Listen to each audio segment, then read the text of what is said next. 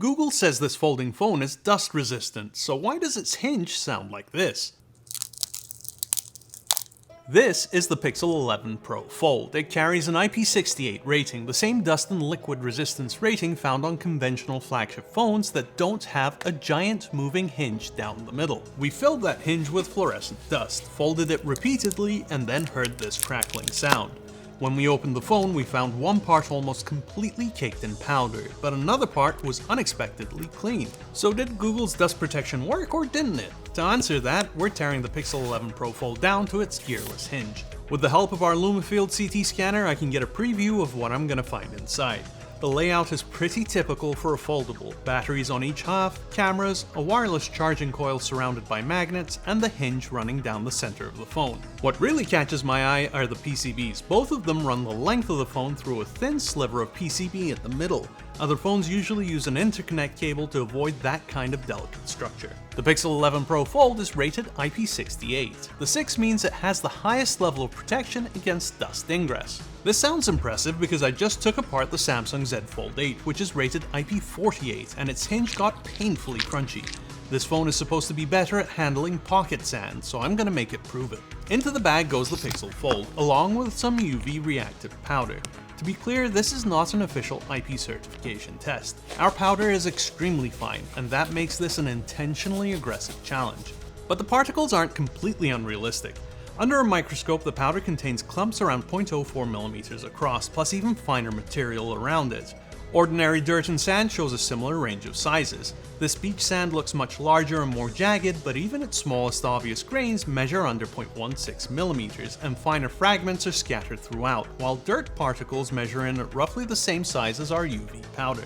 So while the test conditions may be unrealistic, the size of the particles making their way into the hinge are definitely not. After cleaning the exterior, it's time to test the hinge. There's noticeable crackling sound coming from the hinge, but it's nowhere near as bad as the Galaxy Z Fold 8. That phone sounded like it was chewing gravel and initially struggled to close at all. The good news is that the phone can still open and close completely. The Pixel's IP68 design appears to have helped, but the crackling suggests that some materials still reached the moving parts. The only way to find out where it went is to take the phone apart. First things first, I'll start by placing the rear panel and outer display on the heat mat to soften their adhesive. For a refreshing change of pace, both panels lift without too much of a fight. That's especially welcome on a foldable, where every minute spent fighting adhesive creates another opportunity to damage an expensive part. The rear panel is one of the more interesting parts on this phone. Instead of behaving like a conventional sheet of foam glass, it bends and flexes without immediately cracking. Google describes it as a glass fiber composite and says that during bend testing, the material would deform around the test fixture instead of shattering. The cover screen is a 6.5-inch Super Actua OLED display that has an adaptive refresh rate from 1 to 120 Hz and a resolution of 1080 by 2342. Google also moved to a glass ceramic cover material, which should provide some additional drop resistance. With the phone open and the exterior panels removed, the protected electronics cavities look surprisingly clean. Most of the visible UV powder appears concentrated around the hinge rather than spread across the batteries and circuit boards. It's similar to what we saw with the Z Fold 8, which really throws that IP68 rating into question. That distinction is important. Finding dust inside parts of the hinge isn't necessarily the same as finding dust inside the sealed electronics enclosure. The hinge contains moving exterior structures, while the batteries and boards should be protected behind their own barriers and seals. So far, the Pixel appears to have done a respectable job of keeping our powder away from its most sensitive electronics. Still, a sufficiently crunchy hinge may never be the same, and that's where repairable design comes in. Before we can swap out that sandy hinge, we've got a lot of phone to get through. The batteries are close, but black film and several cables cross over them. Those cables need to be disconnected before either cell can be removed. Both batteries use a pull tab that runs underneath the cell. The idea is that you pull the strip across the bottom of the battery and use it to cut through the adhesive. In theory, this should make battery removal safer and more controlled. In practice, the strips are slippery, the grip is awkward, and the process becomes much more difficult if your fingers are sweaty. It's time to take precautions. Excessively so in my case. You only need a couple of these finger stalls. Eventually, one of the tabs slips underneath the second battery. With no safe way to recover it, I'm forced to use isopropyl alcohol and careful prying to release the cell. After such easy outer display and rear panel removal, it's disappointing to run into this much resistance so early in the teardown. The Pixel 11 Pro Fold has a typical combined capacity of 18.75 watt-hours. That's roughly 4% less than the Pixel 10 Pro Fold's 19.51 Wh batteries. Moving to the bottom of the phone, the speaker and vibration motor can be removed individually, but it looks like the USB-C port is soldered to the mainboard, so we'll have to wait to get access to it for now. Up at the top of the phone, the millimeter wave antenna is the first component to come out, followed by the selfie camera. After removing a few screws and disconnecting the interconnect cables, the mainboard can be lifted from the chassis.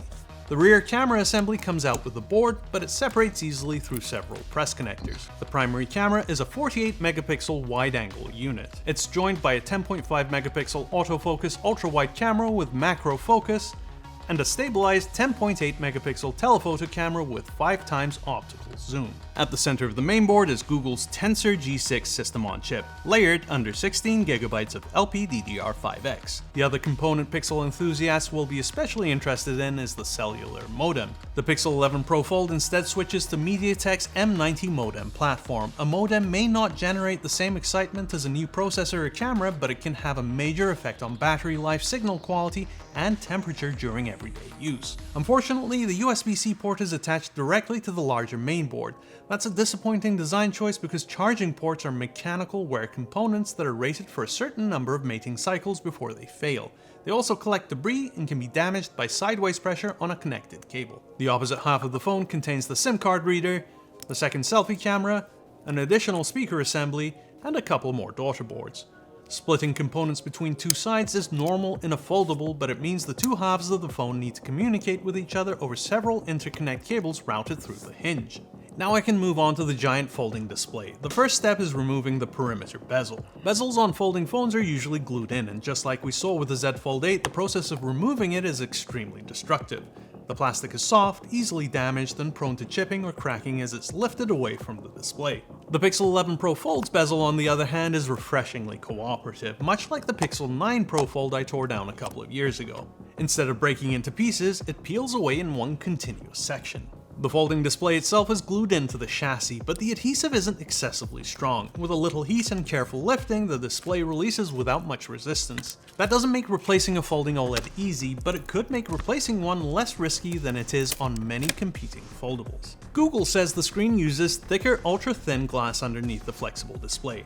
The important question is how the OLED, glass, protective layer, and rear support structure are mounted together while still allowing the display to bend thousands of times. A large part of the answer is hidden in the hinge geometry. Instead of being fixed rigidly along its entire perimeter, the spine of the panel can flex freely as the phone closes. That movement is controlled, guided, and contained into a teardrop shape by the hinge. This prevents the screen from being forced around an excessively tight fold and causing it to break. The evolution of the hinge design and the complicated engineering that has gone into it is the reason why foldable smartphones can fold nearly completely flat. With the inner display removed, we can finally look at the main event, Google's gearless hinge. This is how deep you've got to go to swap out a misbehaving hinge. Previous generations of foldable hinges used small gears to keep both halves synchronized. A gearless design still has to coordinate both sides, but it can do so through combinations of cams, sliding plates, springs, and interlocking linkage arms. Removing the conventional gear train reduces the number of moving parts and frees up space. It can also allow the hinge and display to form a wider bend path when the phone closes. But as you can see, the gearless hinge was not immune to our dust. The last major component is the vapor chamber. Thermal management is especially important in a thin foldable because there's very little internal volume available to absorb and spread heat. Earlier Tensor-powered Pixel phones developed a reputation for getting warm during sustained workloads. Tensor G6 should be more efficient, but the cooling system still has to move heat away from the system-on-chip and power management circuitry. A very small amount of deionized water inside the sealed chamber evaporates near a hot component. The water vapor spreads through the chamber and condenses in a cooler area, depositing the heat it was carrying in the process. An internal wick then carries the deionized water back toward the system-on-chip, allowing the cycle to repeat. The chamber works alongside the phone's graphite layers to dissipate heat through the screens and back cover into the metal frame and into the battery. The Pixel 11 Pro Fold handled our dust test considerably better than the Galaxy Z Fold 8. It could still open and close completely, and the hinge produced a light crackle instead of a destructive crunch. But the teardown also reveals the nuance behind that IP68 rating. A large amount of our extremely fine powder still reached the hinge. Whether that becomes a long-term durability problem depends on where the particles settle and which surfaces they contact. But there are some genuinely encouraging repair decisions here. The rear panel and outer display are relatively easy to remove. The flexible composite back is far less eager to shatter than conventional glass. The inner display bezel peels away cleanly, and the folding OLED releases without an unreasonable amount of force. The more frustrating decisions are the awkward battery release system and a USB-C port attached directly to the mainboard.